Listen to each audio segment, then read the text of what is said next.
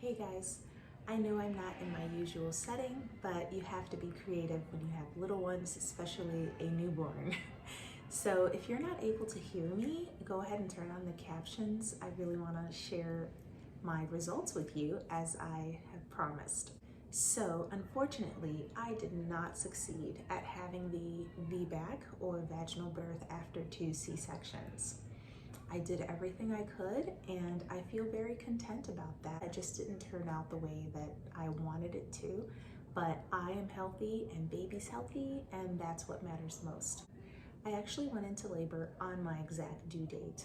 I started to feel some contractions in the early evening, and I thought maybe they were Braxton Hicks because I was told that Braxton Hicks don't have any pain with them and they can kind of be irregular, and that's what I was dealing with, kind of irregular, just feelings of pressure. But as the night progressed, they started to become more intense, and I woke my husband up in the middle of the night, and we texted my mother-in-law and told her to head over, and I was definitely in labor. So when we got to the hospital, I was checked, and I believe I was at 3 or 4 at that point.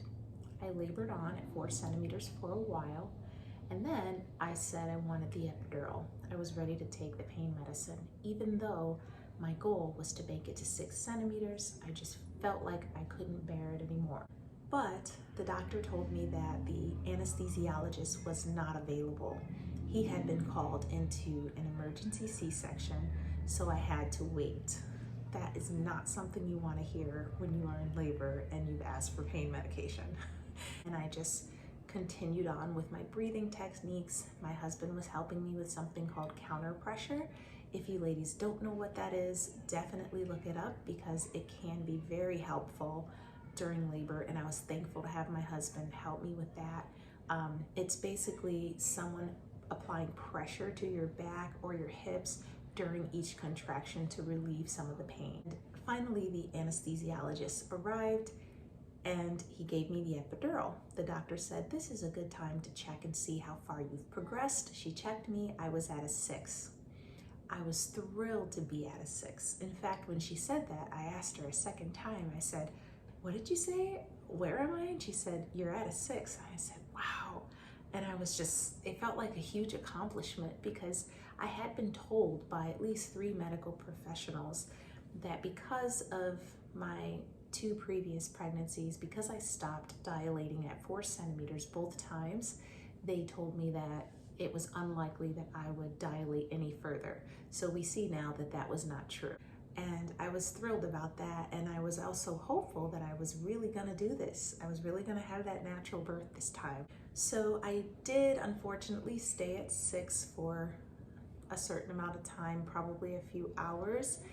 From my understanding now, you can say that it's failure to progress if you are at least at 6 centimeters for a significant amount of time.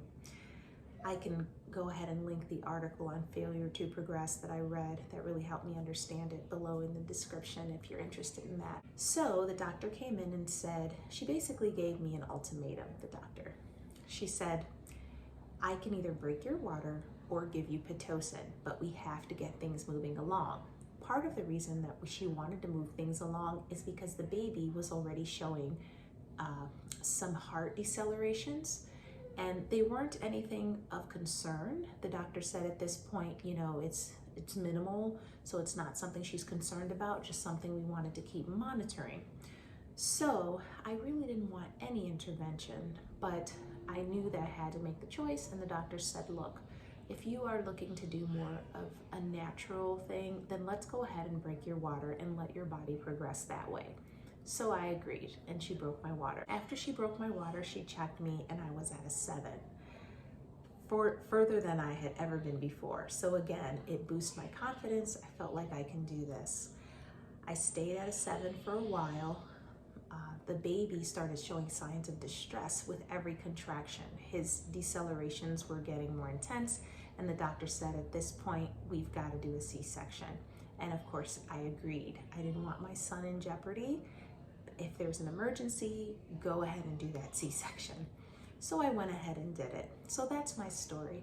But here are the takeaways that I'd like you to take today. And that is, If you have failed to progress or stalled at early labor, 4 centimeters, 3 centimeters, anywhere, it doesn't mean that you can't progress further. That's one thing I learned from this, because I stopped at 4 centimeters in both of my previous pregnancies, but this one I made it to 7.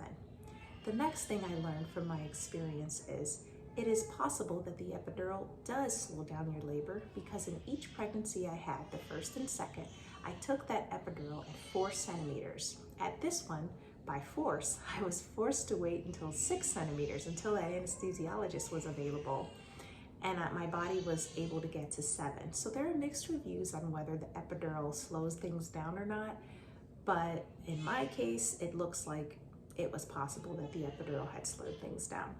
Okay guys, I've got to get going. My baby is calling. Thank you for listening today. I pray that this is a help to some of you who may be attempting a VBAC. I just want to say, don't let anyone discourage you on whatever type of birth you want to have.